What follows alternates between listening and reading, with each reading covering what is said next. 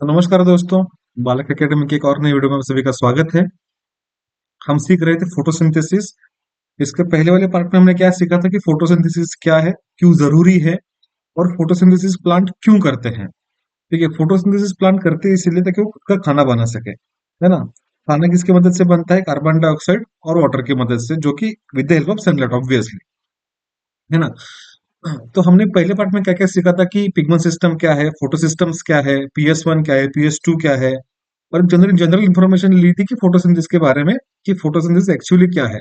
हमने ये भी सीखा था कि एनाबॉलिक क्या है, कैटाबॉलिक और मेटाबॉलिक क्या है, एंडोथर्मिक और एक्सोथर्मिक क्या है। तो हमने इस ये सीखा था कि फोटोसिंथेसिस एक एनाबॉलिक और एंडोथर्मिक रिएक्शन है। ठीक है, सबसे ज्यादा फोटोसिंथेसिस कहाँ पे होता है? मरीन प्लांट्स में या फिर ओशनेटिक प्लांट्स में होता है, जैसे हमने सीखा था। अब एक्चुअली आज की वीडियो में हम क्या सीखेंगे कि फोटोसिंथेसिस एक्चुअली कैसे होता है। जो रिएक्शन है कि लाइट की मदद से, सनलाइट की मदद से प्लांट खाना कैसे बनाते हैं, ये आज हम सीखेंगे। ठीक है, इसके भी आगे पार्ट्स आएंगे। आज के वीडियो में हम सीखेंगे लाइट रिएक्शन। इसके मेजरली दो पार्ट्स होते हैं, लाइट रिएक्शन और डार्क रिएक्शन, आगे समझाऊंगा मैं, है ना। तो आज के वीडियो में सीखेंगे लाइट रिएक्शन। उस लाइट रिएक्शन का साइक्लिक ईटीएस, ईटीएस मतलब क्या है कि इलेक्ट्रॉन ट्रांसफर ट्रांसफर सिस्टम, ये आज हम सीखेंगे। साइक्लिक रिएक्शन क्या होता है, या फिर साइक्लिक फोटोफॉस्फोरिलेशन भी इसको बोलते हैं। ठीक है, तो सबसे पहले देखते हैं दोस्तों कि हमने फोटोसिंथेसिस का एक रिएक्शन बनाया था, एक फॉर्मूला बनाया था। वो क्या है कि, सॉरी, देखो, प्लांट अपना खाना क्या बनाएगा? ग्लूकोज बनाएगा। तो ग्लूकोज कैसे बनाएगा plant? With the help of carbon dioxide and water, हमने सीखा ही था। तो हम यहाँ पे लिखते हैं, है ना। क्या लिखेंगे? 6CO2 प्लस 12H2O, ये बनाएगा क्या? खाना। प्लांट क्या बनाएगा? बिरयानी थोड़ी बनाएगा भाई, ग्लूकोज बनाएगा with the help of sunlight. इसको हम हीट को हम ट्रायंगल की तरफ से भी दिखा सकते हैं, है ना, क्योंकि वो एंडोथर्मिक रिएक्शन है। कहाँ पे बनता है? क्लोरोफिल, है ना। तो क्या बनेगा? ग्लूकोज। ग्लूकोज का फॉर्मूला क्या है? C6H12O6। रिएक्शन याद रखिए दोस्तों, रिएक्शन से बहुत समझ जाएंगे आप। अब इसके बाय प्रोडक्ट्स क्या है? 6O2 plus 6H2O। अब ये जो वाटर है वो होता है वेपर फॉर्म में, है ना। ये वेपर फॉर्म में चला जाएगा बाहर। हमने ये भी सीखा था कि फोटोसिंथेसिस का जो मेन प्रोडक्ट है वो है ग्लूकोज, है ना। ऑक्सीजन नहीं है, ऑक्सीजन बाय प्रोडक्ट है। मेन प्रोडक्ट है ग्लूकोज। अब इसमें क्या होता है कि दो रिएक्शंस होते हैं। पहला कौन सा है? लाइट रिएक्शन, है ना। और दूसरा क्या है कि डार्क रिएक्शन, यहाँ पे लिखते हैं।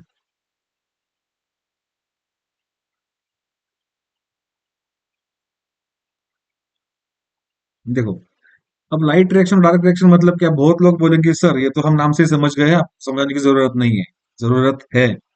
क्या है कि लाइट रिएक्शन डार्क रिएक्शन, इसका मतलब ये नहीं है कि लाइट रिएक्शन मतलब बस दिन में ही काम करेगी और डार्क रिएक्शन रात को काम करेगी। ऐसा नहीं है।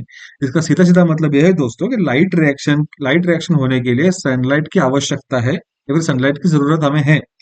और डार्क डार्क रिएक्शन में सनलाइट की जरूरत हमें है नहीं, है ना। तो इसका मतलब क्या है कि लाइट रिएक्शन बस दिन के उजाले में ही होती है, लेकिन डार्क रिएक्शन दिन में भी हो सकती है और रात में भी हो सकती है। क्यों हो सकती है? क्योंकि उसमें सनलाइट की आवश्यकता नहीं है ना। लाइट रिएक्शन में हम क्या करते हैं? With the help of carbon dioxide and sunlight, हम क्या बताते हैं? एटीपी, या फिर ग्लूकोज बनाते हैं, एटीपी बनाते हैं। एटीपी प्लस NADPH2, है ना। अब NADPH2 के हम आगे सीखेंगे, है ना। एटीपी यह है एडेनोसिन ट्राइफॉस्फेट। अब अभी लाइट रिएक्शन में हमने ये तो बनाया, एटीपी और NADPH2 तो बनाया, है ना। अब उसी एटीपी और NADPH2 का यूज करके हम डार्क रिएक्शन में क्या बनाएंगे? Glucose plus NADPH2 is equal to glucose, glucose बनाएंगे। ठीक है। अब एक यहाँ पे दोस्तों ध्यान रखिए एक बात कि एक ग्लूकोज का मॉलिक्यूल बनाने के लिए कितने हमें एटीपी कितने चाहिए होते हैं? 54 एटीपी, है ना। ये हम इस ऐसे भी लिख सकते हैं, मतलब क्या? 18 एटीपी प्लस 12 NADPH2। ठीक है, क्योंकि एक NADPH2 जो होता है वो कितना होता है, 3 ATP के बराबर होता है। यहाँ पे लिखेंगे इज इक्वल टू 3 ATP, है ना। अब देखिए 18 ATP प्लस 12 × 3 36 NADPH2 कितना हुआ टोटल, 54 ATP। एग्जाम में क्वेश्चन आता है दोस्तों, याद रखिए ध्यान से, है ना। हमने ये सीखा कि एनएडीपी, एक ग्लूकोज का मॉलिक्यूल बनाने के लिए 54 ATP लगते हैं, या फिर 18 ATP प्लस 12 NADPH, है ना। और एक एनएडीपी सॉरी एक एटीपी होता है वो 3 NADPH2 के बराबर होता है ना। यहाँ पे हम लिखेंगे ऐसा, एक ATP is equal to 3 NADPH2। बात समझ में आ गई। तो देखो, और इसी को हम क्या बोलते हैं, बोलेंगे एटीपी प्लस NADPH2। इसको यहीं पे लिखेंगे हम, एसिमिलेटरी पावर।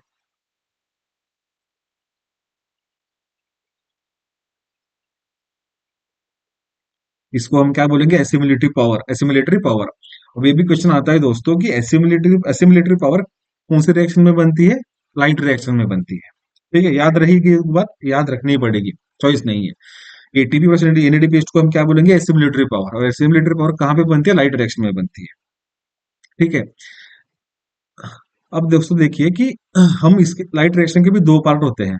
पहला क्या है कि साइक्लिक, और दूसरा क्या है, नॉन साइक्लिक। ठीक है। अब साइक्लिक कहाँ पे होता है, PS1 में। और नॉन साइक्लिक होता है PS1 एंड PS2। इसमें नॉन साइक्लिक रिएक्शन में दोनों इन्वॉल्व होते हैं, दोनों फोटो सिस्टम इन्वॉल्व होते हैं। लेकिन साइक्लिक रिएक्शन में बस फोटो सिस्टम वन ही इन्वॉल्व होता है। अब आगे हम समझेंगे कैसे होता है। देखो, पेट का कलर शायद हम लोग चेंज करना चाहिए। कौन सा रख ले यारो, ब्लू रख ले। ब्लू रख देते हैं, मजा आएगा। ठीक है। देखो, इस रिएक्शन को हम क्या बोलेंगे, साइक्लिक फोटोफॉस्फोराइलेशन लिखते हैं। Cyclic photophosphorylation. ठीक है। अब देखो, ये है फॉस्फोरिलेशन। फॉस्फोरिलेशन का क्या मतलब है कि फॉस्फोरस आया, कि फॉस्फोरस से एक कंपाउंड बनाना है या फिर एक सब्सटेंस हमको बनाना है। फॉस्फोरिलेशन मतलब क्या है कि फॉस्फोरस ऐड करना है। और फोटो फॉस्फोरिलेशन मतलब क्या है कि फोटो मतलब क्या, लाइट। लाइट की मदद से हमको फॉस्फोरस ऐड करना है। किस में ऐड करना है, ईडीपी में। ईडीपी में ऐड करना है। इसमें एक और फॉस्फोरस ऐड हो जाएगा, 1P। कितना, ये क्या हो जाएगा, एडेनोसिन ट्राइफॉस्फेट, ATP। इस पे ऑलरेडी दो फॉस्फेट है, एडीपी मतलब क्या, एडेनोसिन डाइफॉस्फेट। प्लस और एक फॉस्फोरस आ गया, तो क्या हो जाएगा, एटीपी, एडेनोसिन ट्राइफॉस्फेट। बस इसी को हम बोलते हैं फॉस्फोरिलेशन, फोटो फॉस्फोरिलेशन, क्योंकि ये होता है लाइट की मदद से। तो लाइट को हम क्या बोलेंगे, फोटो, है ना। तो ये क्या है कि फोटो फॉस्फोरिलेशन है।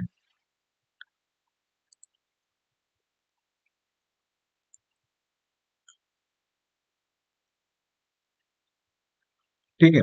अब देखो, हमने क्या सीखा था कि ये PS1 है, ये PS1। PS1 लाली यूज करते हैं, दिखेगा हमको, है ना। ये PS1 है, और PS1 का रिएक्शन सेंटर क्या है, P700, जो हमने पिछले वीडियो में सीखा था। इसलिए पिछला वीडियो भी इंपॉर्टेंट है दोस्तों, मिस मत कीजिएगा। ठीक है। इसका रिएक्शन सेंटर को क्या बोलते हैं हम, P700। और ये जो है उसके जो छोटे छोटे छोटे छोटे और पिगमेंट्स है, उसको बोलते हैं एक्सेसरी पिगमेंट्स, मतलब उनके चेले चपाटे जो भी है, या फिर उसके सेवक। अब ये, इनका काम क्या है, इसको हम बोलेंगे क्वांटासोम्स। टोटल इस टोटल स्ट्रक्चर को हम क्या बोलेंगे, क्वांटासोम। क्वांटासोम बोलेंगे। अब आप लोग बोलेंगे कि सर रिएक्शन सेंटर तो P700 है जो यहाँ पे है ना। तो इन बाकी बाकी लोगों का क्या काम है। देखो, सनलाइट कोई भी आती है, बहुत हार्श होती है ना। इतने हार्श सनलाइट अगर P700 पे पड़ जाएगी तो मर जाएगा, ये जल जाएगा पूरा का पूरा। तो ये लोग क्या करते हैं, पहले सनलाइट जो है यहाँ पे पड़ती है, एक्सेसरी पिगमेंट्स पे, है ना। यहाँ पे जो इलेक्ट्रॉन्स इलेक्ट्रॉन्स इस लेयर पे जाएंगे, फिर इस लेयर पे जाएंगे, फिर इस लेयर पे जाएंगे, जो इलेक्ट्रॉन बूस्ट होगा एनर्जी लेके, बाद में जो सब रिफाइंड की हुई सनलाइट वगैरह होती है, उस फोटो रिएक्शन सेंटर पे जाएंगी। मतलब कहाँ पे, P700 पे जाएगी। और यहाँ से इलेक्ट्रॉन रिलीज हो जाएगा। देख रहे हैं, ये जो इलेक्ट्रॉन है यहाँ से रिलीज हो जाएगा, है ना। अब क्या है कि रिएक्शन पहले इलेक्ट्रॉन रिलीज हो जाने के बाद कहाँ पे जाएगा? फेरोडॉक्सिन। इसको एफडी भी बोलते हैं, याद रखिए।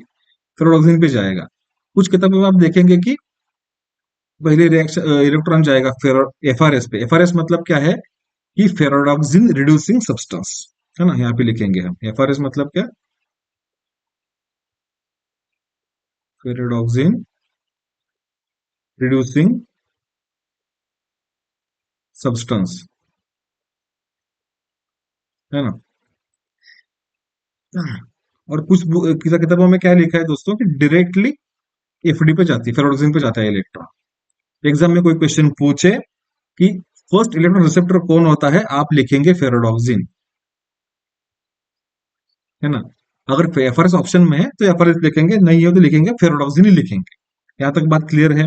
देखो, फिर ये फेरोडोक्सिन आएगा। फेरोडोक्सिन क्या करेगा? थोड़ी एनर्जी ले लेगा उसमें से, और बाकी जो बचा बचा इलेक्ट्रॉन है वो साइटोक्रोम बी6 की तरफ भेज देगा, है ना? और इस दौर में क्या होगा? जो एनर्जी फेरोडोक्सिन ने ली है ना, उस एनर्जी से क्या करेगा? एक और फॉस्फोरस, फॉस्फोरस कहां से लेगा भाई? प्लांट रूट से तो लेगा, हमने सीखा है, हम सीखेंगे अभी आगे जाके इंपॉर्टेंट न्यूट्रिएंट्स में, है ना? वो इलेक्ट्रॉन की एनर्जी क्या करेगी? एक जो फॉस्फोरस है वो एडीपी के साथ बाउंड बाउंड करेगी, है ना? मतलब एडिनोसिन डाइफॉस्फेट है, मतलब इसमें दो फॉस्फोरस है, और एक फॉस्फोरस एनर्जी के साथ बाइंड हो जाएगा, तो इससे क्या बनेगा? एक एटीपी बनेगा, ठीक है? और थोड़ी एनर्जी बची है इलेक्ट्रॉन में, तो वो क्या करेगा? साइटोक्रोम बी6 की तरफ जाएगा, है ना? साइटोक्रोम बी6 भी क्या करेगा? एडीपी लेगा, उसमें एक और फॉस्फोरस बनाएगा जो बचे एनर्जी लिए इलेक्ट्रॉन से, है ना? तो उस एनर्जी से और एक एटीपी बनाएगा, है ना? फिर इलेक्ट्रॉन कहां पे जाएगा? साइटोक्रोम एफ की तरफ जाएगा। अब इसमें तो ज्यादा कुछ खास एनर्जी बची नहीं है, तो साइटोक्रोम एफ क्या करेगा? जा भाई आगे, तो इसको भेजेगा पीसी। पीसी मतलब क्या? प्लास्टोसाइनिन। और एक टर्म आता है दोस्तों प्लास्टोक्विनोन करके, इसको हम पीक्यू बोलते हैं। वो आगे जाके हम नॉन नॉन साइक्लिक फोटोफॉस्फोरिलेशन में सीखेंगे, है ना? तो प्लास्टोक्विनोन, प्लास्टोसाइनिन की तरफ इलेक्ट्रॉन आएगा, और उसमें कुछ एनर्जी बची नहीं है। अब ये क्या करेगा? सीधा फिर से रिएक्शन सेंटर की तरफ आ जाएगा, कि इलेक्ट्रॉन पूरे पे एनर्जी सबको डिस्ट्रीब्यूट करके फॉस्फोरस लेके उसमें खाना बनवा, मतलब एटीपी बना के फिर रिएक्शन सेंटर की तरफ आ जाएगा, है ना? इसको ही हम क्या बोलते हैं? देखो, इलेक्ट्रॉन निकला कहां से? रिएक्शन सेंटर से निकला, P700 से। आया किसकी तरफ? फिर से P700 की तरफ ही आया, मतलब क्या? रिएक्शन सेंटर की तरफ ही आया। एक साइकिल कंप्लीट हो गई पूरी, सॉरी, कोई साइकिल कंप्लीट होती है। इसके लिए हम उसको क्या बोलते हैं? साइक्लिक फोटोफॉस्फोरिलेशन या फिर cyclic electronic transfer system, electron transfer system, है ना? कुछ इंपॉर्टेंट पॉइंट्स है दोस्तों इसके रिगार्डिंग ध्यान रखिए। देखो, हमने एक सीखा है कि फर्स्ट इलेक्ट्रॉन एक्सेप्टर क्या है? फेराडॉक्सिन, है ना? अब दोस्तों देखिए, इस पूरे के रिएक्शन में कितने एटीपी बन रहे हैं? कितने एटीपी बन रहे हैं? दो एटीपी बन रहे हैं। तो cyclic ETC results into ATP, है ना? अब देखो, इसमें कहीं भी वाटर का यूज हो रहा है? नहीं। इसमें कहीं भी ऑक्सीजन का यूज हो रहा है? नहीं। तो इसमें ऑक्सीजन की जरूरत नहीं पड़ती। अब इसमें फोटोलिसिस ऑफ वाटर भी नहीं होता, नो फोटोलिसिस ऑफ वाटर। अब फोटोलिसिस ऑफ वाटर का मतलब क्या है दोस्तों? कि पानी को तोड़ना। पानी को कैसे तोड़ेंगे? With the help of sunlight. जहां जहां भी फोटो शब्द आए, जहां जहां भी फोटो वर्ड आप समझ आना कि उसका रेफरेंस सनलाइट से लिया जा रहा है ना? अब फोटोलिसिस मतलब क्या? कि सनलाइट की मदद से तोड़ना। Of what? वाटर। किसको तोड़ना? पानी को तोड़ना। अब पानी का फॉर्मूला क्या है दोस्तों? H2O। अब पानी टूटेगा, मतलब ऐसे नहीं कि एक कटोरे में आधा पानी ले लिया, दूसरे कटोरे में आधा पानी ले लिया, आधा पानी ले लिया, ऐसा नहीं है दोस्तों। पानी का तोड़ना मतलब क्या है? कि उसका आयन अलग करना। मतलब क्या? H- आयन अलग हो जाएंगे, और OH- अलग अलग हो जाएंगे। इसको बोलते हैं फोटोलिसिस ऑफ वाटर। तो ये दोस्तों आज का रहा हमारा साइक्लिक फोटोफॉस्फोरिलेशन या फिर साइक्लिक ईटीएस, जो लाइट रिएक्शन का एक पार्ट था। आगे अगली वीडियो में लाइट रिएक्शन का हम नॉन साइक्लिक फोटोफॉस्फोरिलेशन, जो कि PS1 और PS2 दोनों में होता है, दोनों इन्वॉल्व होते हैं उसमें। साइक्लिक फोटोफॉस्फोरिलेशन में बस PS1 ही इन्वॉल्व होता है। नॉन साइक्लिक में PS1 और PS2 दोनों इन्वॉल्व होते हैं। वो अगली वीडियो में हम सीखेंगे, अगली वीडियो में। तब तक आपको कोई शंका है, कोई सजेशन है, तो कमेंट बॉक्स में जरूर डालिएगा, और टेलीग्राम चैनल फॉलो कर लीजिए। आगे मिलते हैं अगले वीडियो में। आशा करता हूँ कि आपकी वीडियो समझ में आ गई हो। आप बार बार देखिए, कंसेप्ट अच्छे से याद कीजिए। मैं वादा करता हूँ कि आप कभी भूल नहीं पाएंगे। जय हिंद।